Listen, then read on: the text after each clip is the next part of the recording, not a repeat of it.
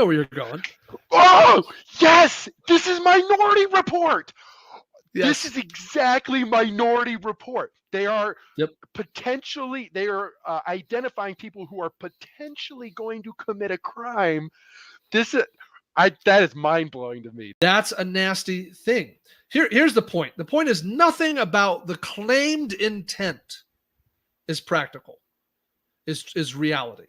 Like nothing, the gun grabbers who are asking to make this a reality, what the reasoning they're providing for why they want this is so utterly far-fetched and ridiculous and impractical that it's a joke.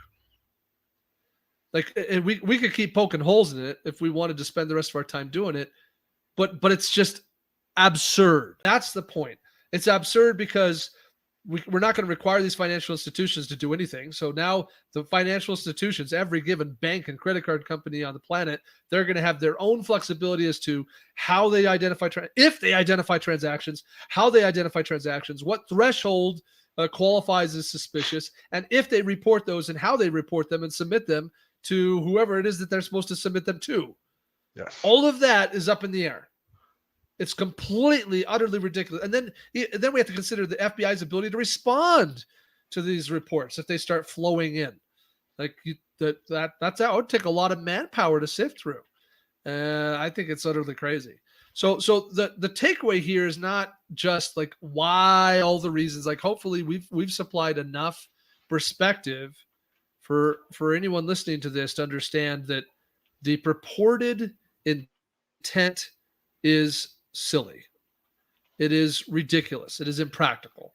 Well, so now we have to consider. Go ahead, Brian. What the purported intent is to identify people who are going to potentially commit a crime, right?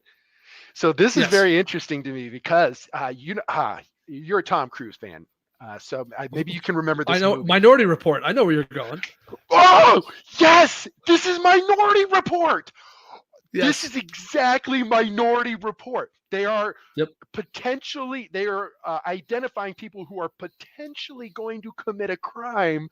That is mind-blowing to me. This is just got way cooler in a totally different way. Like I want listeners to think about something for a second. We see often active shooter events where the FBI was informed and warned that person was going to commit the crime, and the FBI either was incapable or incompetent or unavailable to be able to stop the event from happening. Like it happens frequently. Like mass shooters who commit mass shootings are often already on the FBI's radar. So even if the FBI has the data, I doubt the FBI's ability to actually stop the crime anyway. They've not shown any ability to do that up till now consistently or reliably anyway. Maybe they stopped tons of them I don't know about. But certainly we know of many that they did nothing or were unable or unavailable or had not sufficient bandwidth to stop. So unless we're suggesting, Minority Report style, that just based purely on your transactional data, we should just throw people in jail or take away their guns, proactively, unless that's what we're suggesting, which I don't think that's what's being suggested. I hope. Right. Yeah. How do you handle that legally? Because you can't go and I'm guessing they would go and like follow him, because you can't go and just arrest him because he hasn't done anything. You don't know. The FBI doesn't have those resources. That comes back to that impractical thing. Like let's just say I was on the radar.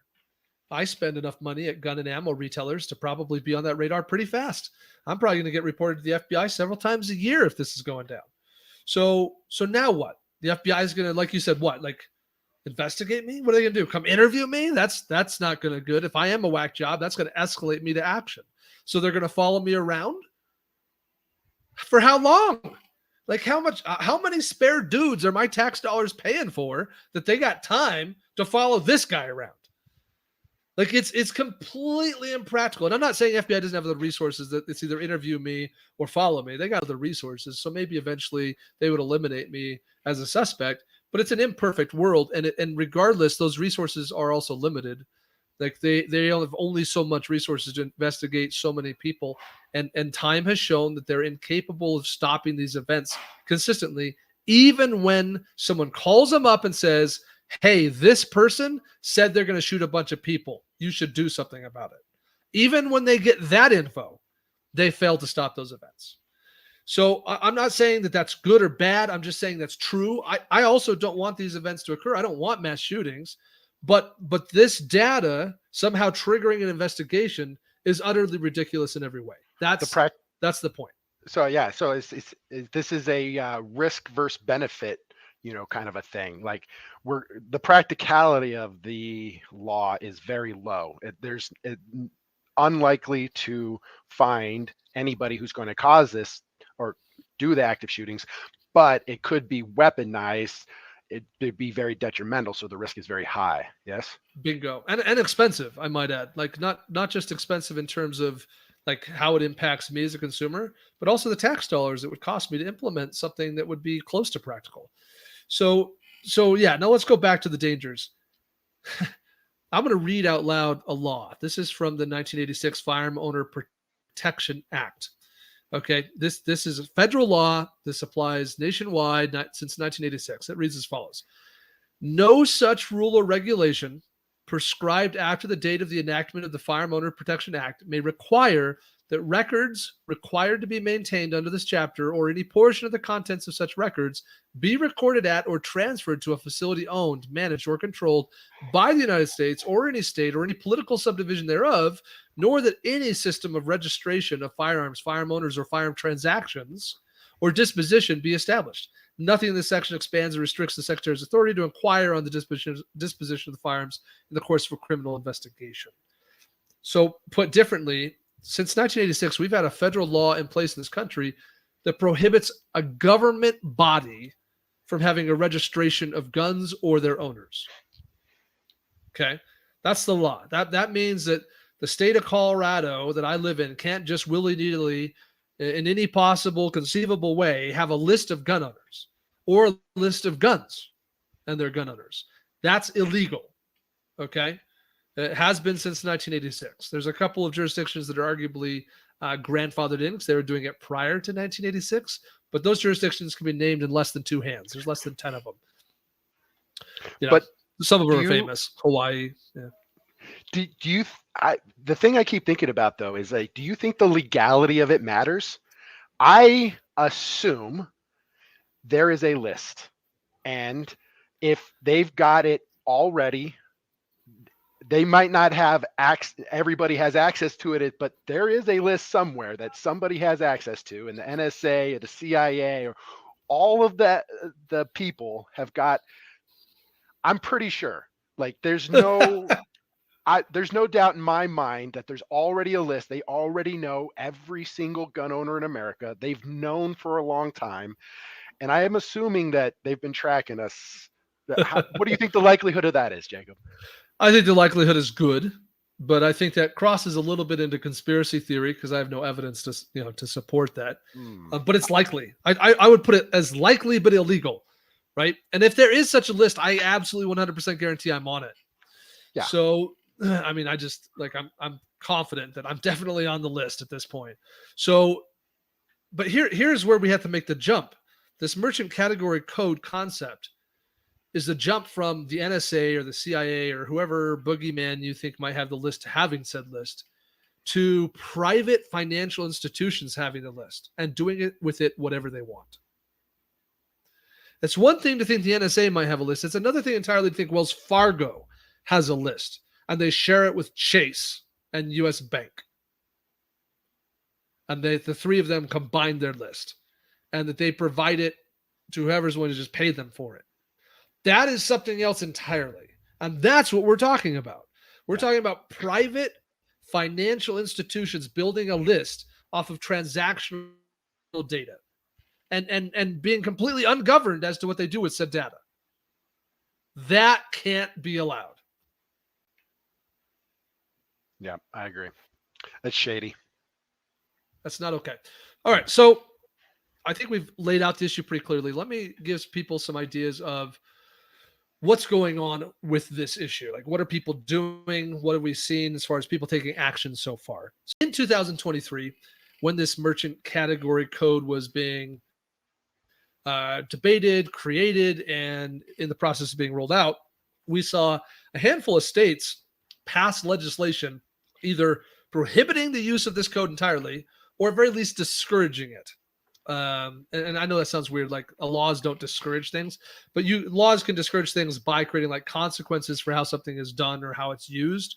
So I'm not going to like start reading out every single state's law, but the following states passed a law in 2023, last year, either prohibiting the implementation of this code or just discouraging it in some way with some sort of negative, factor within their state. So those states are Florida, Senate Bill 214, Idaho, House Bill 295, Mississippi, House Bill 1110, Montana, Senate Bill 359, North Dakota, House Bill 1487, Texas, House Bill 21837, and West Virginia, House Bill 2004. So if you live in one of those states, last year, your state passed a law that either prohibits the use of this code or in some way penalizes it when it's used. Okay, so presumably, if you're in one of those states, when you walk down to your local gun store and you swipe your card, that could be golf clubs, right? It's the same as it's the status quo, the same place it's always been up till now. Okay. Now, that's not the end of the story, unfortunately, because also last year, let me see if I can find a date for you, September 26th, 2023, California signed into law Assembly Bill 1587, which requires the use of the merchant category code. So now in California, your local gun store is required to use that merchant category code to be compliant with California state law, which means if you go down to the local gun shop in Fresno County and swipe your card, debit or credit card or whatever, absolutely 100% the law requires that transaction be identified as being at a firearm and ammunition retailer. Story is not over, because now we enter into 2024. 2024, we've had a lot going on. Okay, so in 2024, we've had several states who have joined the big list. These are the states that have passed the laws who discourage or prohibit the use of the merchant category code. So these are states I would call, once again, safe for firearm transactions. And by the way, I'll add that some of these laws, at this point, most states has closed up their legislative session, but I have not been able to follow up on all these and determine which ones got passed. So the list I'm about to provide are laws that were at least being proposed this year. I can't say for sure that all of these passed or didn't pass. I'm not sure. You'll have to follow up on your own, but here we go. Georgia, House Bill 1018. Kentucky, House Bill 357. Indiana, House Bill 1084. Iowa, HF 2464. New Hampshire, House Bill 1186. Ohio, Senate Bill 148. Tennessee, House Bill 2762. Utah, House Bill 406. Wisconsin, Senate Bill 466. And Wyoming, Senate Bill 105. Okay, so that's a lot of states. We now have something like 20 or so states that have basically made the use of this merchant category code illegal, or they've assigned some punitive issue if it gets used. Mm-hmm. And also this year, unfortunately, one additional state joined California's ranks as being a state that requires the use of that code. And unfortunately for me and Brian, that would be our state here in Colorado. So that's what I've been able to track so far as states that are passing laws to either block the use of this merchant category code or to require it. So that muddies the waters substantially, because you got all these people who are on opposite sides of the fence. What does that mean for the industry? How does the industry approach this if it's not allowed in some states but required in other states? Yeah, it's messy. Well, I think this is problematic. I really do.